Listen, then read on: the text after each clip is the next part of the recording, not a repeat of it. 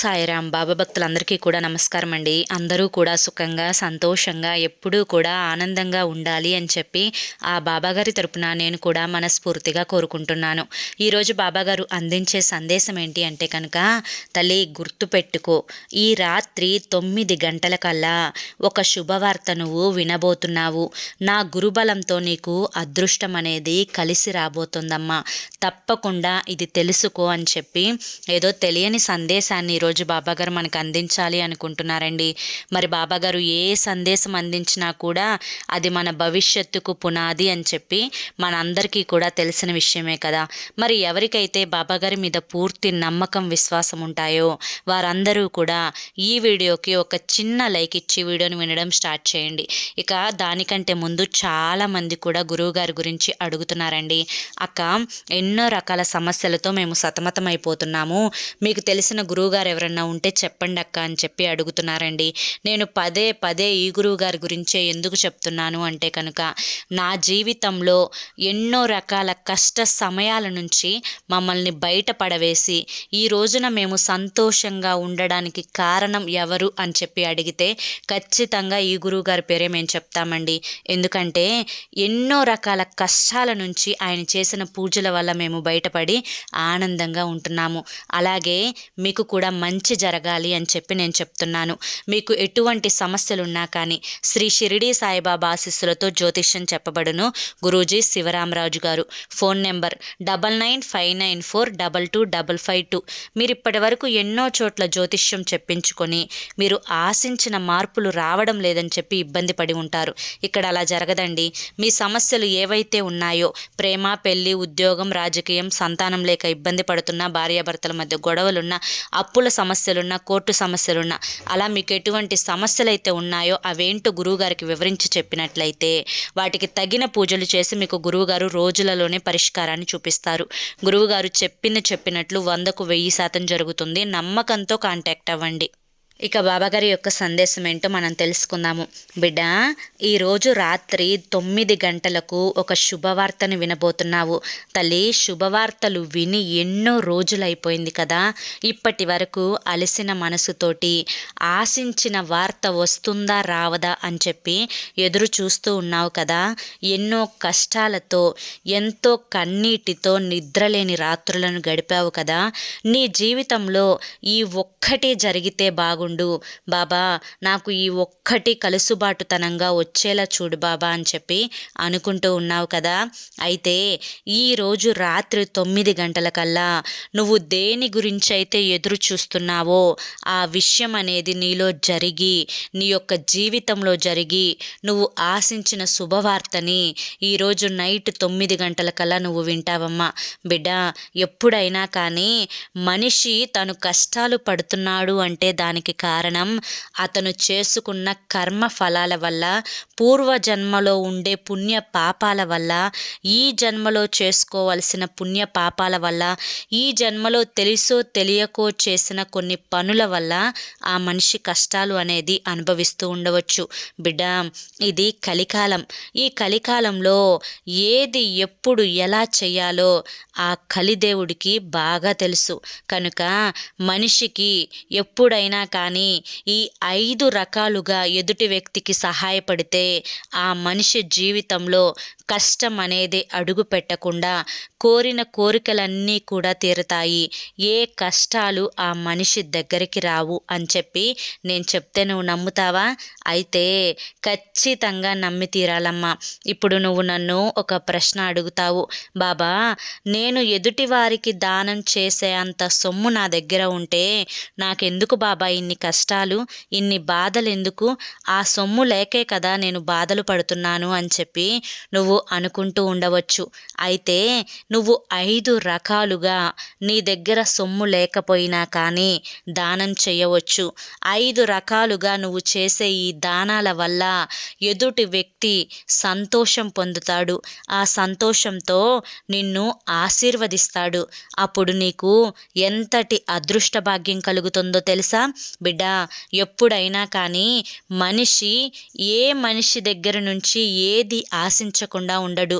కొంతమంది డబ్బుని ఆశిస్తూ ఉంటారు, కొంతమంది ప్రేమని కోరుకుంటూ ఉంటారు, కొంతమంది ఓదార్పును కోరుకుంటూ ఉంటారు. అలాగే ఇప్పుడు నీ ద్వారా ఎవరు ఏం కోరుకుంటున్నారో నీకు బాగా తెలుసు. కానీ ఇప్పుడు నేను చెప్పే ఈ 5 దానాలను కనుక నువ్వు చేశావు అంటే ఇప్పటి వరకు, అంటే ఈ 5 దానాలు చెయ్యక ముందు వరకు నీ జీవితం ఒక వంతుగా, ఒక లెక్కగా, ఒక కష్టాలు అనుభవించే రకంగా ఉండవచ్చు. కానీ ఎప్పుడైతే నువ్వు ఈ 5 దానాలను చేస్తావో ఇప్పటి నుంచి నీ జీవితం చాలా గొప్పగా మారబోతుంది తల్లి. ఈ 5 దానాలు అంటే మొదట నీ ముఖం ద్వారా దానం చేయవచ్చు. అంటే నీ ముఖం నీ యొక్క మనసుకి ప్రతిబింబం లాంటిది. అంటే నీ మనసు సంతోషంగా ఉంటే నీ ముఖంలో సంతోషం కనిపిస్తుంది. నీ మనసు బాధపడుతూ ఉంటే నీ ముఖంలో కన్నీరు కనిపిస్తూ ఎదుటి వారికి నువ్వు బాధలో ఉన్నావు అని చెప్పి తెలియబరుస్తుంది. అటువంటి మనోభావాలను, భావోద్వేగాలను తెలియపరిచే నీ ముఖం ద్వారా ఎదుటి వారిని నవ్వుతూ పలకరిస్తూ సంతోషాన్ని పంచవచ్చు, నవ్వులని పంచవచ్చు. ఇలా నీ యొక్క మొహం ద్వారా ఎదుటి వారిని ప్రేమగా దగ్గరికి తీసుకోవచ్చు. దీనివల్ల ఎదుటివారు సంతోషపడితే అది నీకు పుణ్యమే కదా తల్లి. ఇక రెండవది నీ కళ్ళు. అవునమ్మా, నీ కళ్ళు కోపంతో ఉన్నప్పుడు మంటలు మండిపోతూ ఉంటాయి, ప్రేమగా ఉన్నప్పుడు ఆప్యాయతగా దగ్గరికి రా అని చెప్పి పిలుస్తూ ఉంటాయి, అదే బాధలో ఉన్నప్పుడు కన్నీటిని కారుస్తూ ఉంటాయి. అలా శ్రద్ధ, ప్రేమ ఇలాంటి లక్షలాది భావాలను చూపించే ఒకే ఒక్కటి కళ్ళు అన్నమాట. ఈ కళ్ళతో నువ్వు ఎంతమంది మీద శ్రద్ధని చూపించవచ్చు, ఎంతమంది మీద ప్రేమను చూపించవచ్చు. అది నీ తల్లిదండ్రులైనా, నీ బిడ్డలైనా, నీ అత్తమామలైనా, లేదా ప్రేమగా దగ్గరికి జంతువులను కూడా తీసుకోవచ్చు తల్లి.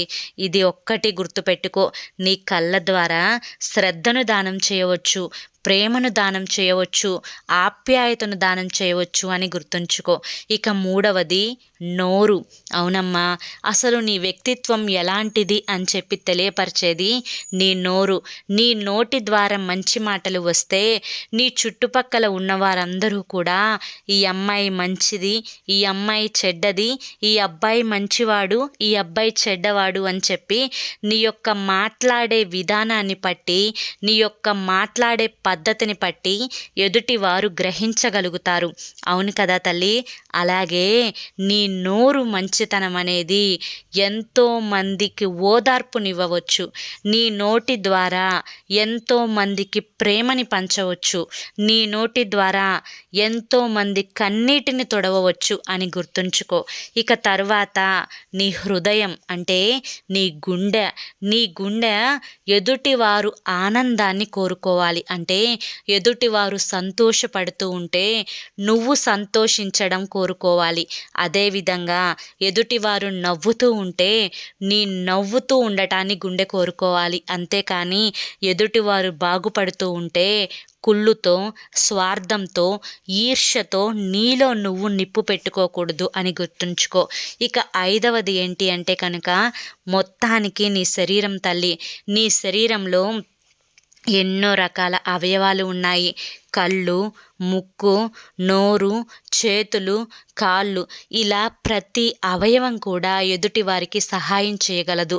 మొత్తం నీ శరీరం అనేది మంచి మనస్సుతో ఎదుటి వారికి సహాయం చేసే విధంగా ఉంటే ఇక డబ్బుతో పనేముంది చెప్పు. మరి ఇవన్నీ నువ్వు చేస్తున్నావా?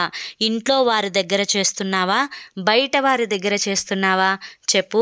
ఈ 5 కనుక నువ్వు దానాలుగా మార్చుకొని ఆ యొక్క వాటిని ఉపయోగించుకొని ఎదుటి వారిని కనుక నువ్వు సంతోష పెట్టగలిగితే నువ్వు ఎంతో గొప్ప పుణ్యాన్ని సంపాదించుకున్న దానివి అవుతావు తల్లి. ఇది చాలా గొప్ప కార్యమమ్మ. ఎందుకంటే మన వల్ల ఎదుటివారు సంతోషపడకపోయినా పర్వాలేదు, కానీ మన వల్ల ఎదుటివారు మాత్రం బాధపడకూడదు అని గుర్తుంచుకో. నువ్వు వీలైతే ఎదుటివారి పెదవుల మీద చిరునవ్వును తెప్పించడానికి ఎన్ని రకాలుగా నువ్వు ప్రయత్నం చేసినా అన్ని రకాలుగా భగవంతుడు నీకు నీ ఏదో ఒక రకంగా మంచిని చేస్తాడు అని చెప్పి గుర్తుంచుకో తల్లి. ఇక ఈరోజు రాత్రి నువ్వు ఎదురు చూస్తున్నావు కదా తల్లి, నా జీవితంలో ఈ యొక్క గొప్ప మార్పు జరగాలి అని చెప్పి. అది నీ భర్త గురించి అయితే కనుక, నీ భర్త మనసు మారి నీ దగ్గరికి రావాలి, నీతో కలిసి ఉండాలి, నువ్వు చెప్పినట్లుగా విని తీరాలి అని చెప్పి ఎంతో ఆశగా నన్ను కోరుకుంటూ ఉన్నావు కదా తల్లి. అయితే నీ భర్త తప్పకుండా మారి నిన్ను ప్రేమగా దగ్గరికి తీసుకుంటాడు అని గుర్తుంచుకో. ఇక తరువాత ఏదైతే చదువుకు సంబంధించి ఇన్ని రోజులు కూడా నేను అనుకున్నది అనుకున్నట్లు జరగడం లేదు, నాకు ఈ సబ్జెక్టు కష్టంగా ఉండడం వల్ల నాకు మార్కులు సరిగా రావడం లేదు అని చెప్పి నువ్వు ఎదురు చూస్తున్న విద్యార్థివైతే కనుక, నువ్వు ఎదురు చూస్తున్న కష్టంలో ఉన్న సబ్జెక్ట్ ఏదైతే ఉందో అందులో కూడా గొప్పగా నువ్వు ఆశించిన దానికంటే ఎక్కువ మార్కులతో ఉత్తీర్ణత సాధిస్తావు. ఈరోజు రాత్రికి ఈ సంతోషంతో ఆనందంగా నిద్రిస్తావు తల్లి. ఇక తర్వాత నువ్వు చేస్తున్న వ్యాపారంలో కలుసుబాటు రావడం లేదు అని చెప్పి అనుకుంటూ ఉన్నావు కదా తల్లి.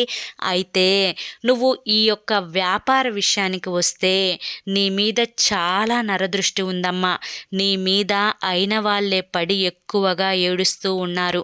నీ మీద ఎక్కువగా ఎవరైతే ఈర్ష్య చూపిస్తున్నారో కొంచెం వాళ్ళకి దూరంగా ఉండే ప్రయత్నం చేయి తల్లి. అంతా కూడా సర్దుకుంటుంది. నరదృష్టి, నరఘోష అనేది నీ వ్యాపారం మీద అధికంగా ఉంది కనుకనే నీకు కలుసుబాటు తక్కువగా వస్తుంది. మొదట నువ్వు ఈ నరఘోషను దూరం చేసుకుంటే, ఈ నరదృష్టిని నువ్వు దూరం చేసుకుంటే నీ వ్యాపారం అనేది 3 పువ్వులు 6 కాయలుగా మారుతుంది అని చెప్పి గుర్తుంచుకో. ఇక తరువాత ఎవరైతే ఉద్యోగం చేస్తున్నారో, చదువుకున్నది ఒక్కటి, చేసే పని మరొకటి అని చెప్పి ఎవరైతే బాధపడుతూ ఉన్నారో వారు గుర్తుంచుకోవాల్సిన విషయం ఏంటి అంటే కనుక, బిడ్డ నువ్వు ఆశించిన ఉద్యోగం అనేది, దాని నుంచి శుభవార్త అనేది ఈరోజు రాత్రి 9 గంటలకు ఖచ్చితంగా నీ చెవిన పడుతుంది. దాని గురించి నువ్వు ఎటువంటి ఆందోళన చెందాల్సిన అవసరం లేదు బిడ్డ. నువ్వు కోరిన వ్యక్తి, నువ్వు కోరిన సంబంధం అనేది నీకు కుదరాలి అని చెప్పి కోరుకుంటూ ఉన్నావు కదా తల్లి. నువ్వు కోరిన వ్యక్తి, నువ్వు కోరుకున్న సంబంధం అనేది ఖచ్చితంగా అది నీకే జరుగుతుంది. అది నీ చెయ్యి దాటి వెళ్ళదు అని చెప్పి గుర్తుంచుకో. కనుక నువ్వు కోరుకున్న వ్యక్తితోనే నీకు పెళ్లి జరుగుతుంది. దాని తాలూకు యొక్క విషయం కూడా ఈరోజు రాత్రి 9 గంటలకల్లా నీ చెవిన పడుతుంది అని చెప్పి గుర్తుంచుకో. బిడ్డ ఎంతోమందికి అప్పులు ఇచ్చావు, అప్పులు ఇచ్చి చేతిలో చిల్లిగవ్వ కూడా లేకుండా చేసుకున్నావు. మరి డబ్బు అనేది ఎంత సంపాదించినా కూడా ఇవాల్టి రోజున ఒంటరిగా ఆ డబ్బు కోసం ఎదుటి వారి ముందు చెయ్యి చాపే పరిస్థితి నాకు వచ్చింది అని చెప్పి దిగులు పడుతూ ఉన్నావు కదా తల్లి. ఎవరైతే నీ దగ్గర అప్పులు తీసుకొని నీకు ఇవ్వకుండా ఎవరైతే నిన్ను అవమానించారో వారే వచ్చి స్వయంగా నీకు మేము డబ్బులు ఇస్తాము అని చెప్పే రోజు అనేది చాలా తొందరలోనే ఉందమ్మా. దాని గురించి మాత్రం నువ్వు ఏ మాత్రం దిగులు చెంది నీ ఆరోగ్యాన్ని పాడు చేసుకోకు. ఎందుకంటే అవి తప్పకుండా నువ్వు కష్టపడ్డ సొమ్ము కనుక నీ దగ్గరికి వచ్చి తీరతాయి అని చెప్పి గుర్తుంచుకో. అర్థమైంది కదా బిడ్డ. ఏది నువ్వు ఏమైనా అనుకున్నా కానీ నా యొక్క గురుబలం మొత్తం కూడా ఈరోజు నీ మీద పూర్తిగా ఆశీర్వాదాల రూపంలో అందిస్తున్నాను. కనుక నా గురుబలాన్నంతా కూడా ఒక శక్తిగా మార్చి నీ మనసులో కోరిక అనేది తప్పకుండా తీరేలా చేయబోతున్నాను బిడ్డ. కుదిరితే వచ్చే గురువారం రోజు నాకు శనగల మాలను ప్రసాదించమ్మా. అంటే శనగల మాలను నువ్వు అంటే నీ చేతులతో శనగలను మాలగా గుచ్చి నువ్వు గుడికి తీసుకువచ్చి నా మెడలో అలంకరించు తల్లి. నీకున్న గ్రహ దోషాలు, జాతక దోషాలు, నీ మీద పడి ఏడ్చే నరఘోష ఇవన్నీ కూడా నీ నుంచి పూర్తిగా దూరం చేసి నువ్వు అనుకున్న పనులు జరిగే జరిగేలా చూస్తాను. నువ్వు అనుకున్న కార్యాలు అనేవి తప్పకుండా నెరవేరేలా చూస్తాను. నీకు అంతా కూడా మంచి జరిగేలా చూస్తాను. బిడ్డ, ఇక నువ్వు నా భక్తురాలిగా నియమింపబడ్డావు. అంటే శివుడాజ్ఞ లేనిది చీమైనా పుట్టదు. అంతేవిధంగా నీ యొక్క భక్తిలో న్యాయం ఉంది కాబట్టి, శ్రద్ధ ఉంది కాబట్టి, నీ యొక్క కష్టాలలో నీకు ఓర్పు ఉంది కాబట్టి నేను నా బిడ్డగా స్వీకరించాను తల్లి. ఇక నీ కష్టాలు, నష్టాలు, బాధలు, దుఃఖాలు అన్నింటినీ కూడా నేనే భరిస్తాను. నా మీదనే పూర్తి భారం, బరువు, బాధ్యత వదిలిపెట్టి నువ్వు సంతోషంగా ఉండు తల్లి. ఎందుకంటే ప్రతిదీ కూడా నీ తండ్రిగా నేను స్వీకరిస్తున్నాను కాబట్టి నీకు సంతోషమే కదా తల్లి, నీకు ఆనందమే కదా అమ్మా. అన్నింటికీ కూడా అండగా నేనే నీకు తోడై ఉంటాను అని చెప్పి ఈరోజు బాబాగారు మనకి చాలా చక్కటి సందేశాన్ని అందించారండి. మరి ఈ సందేశంలో ఎంతో గొప్ప ఆంతర్యం ఉంది కదా. ఈ సందేశం మీ అందరికీ కూడా నచ్చింది, అర్థమైంది కదా. మరి నచ్చింది, అర్థమైంది అనిపిస్తే ఈ వీడియోకి ఒక చిన్న లైక్ ఇవ్వండి. నేను మీ నుంచి కోరుకునేది ఒక చిన్న లైక్ మాత్రమే. అంతేకాకుండా మరి కొంతమంది బాబా భక్తులకు వీడియోని షేర్ చేయండి.